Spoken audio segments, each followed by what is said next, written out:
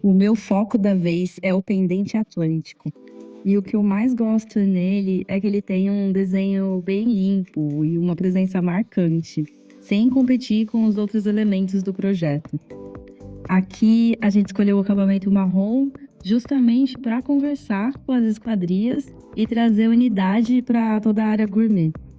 Uma outra decisão que a gente teve aqui foi posicionar o pendente sobre o balcão e não sobre a mesa, né, que é o mais usual, porque é aqui no balcão que as pessoas realmente se encontram, cozinham e fazem essa troca.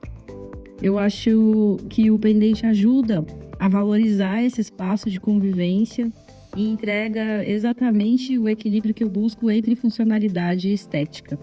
Por isso, é um pendente que eu especifico com muita segurança.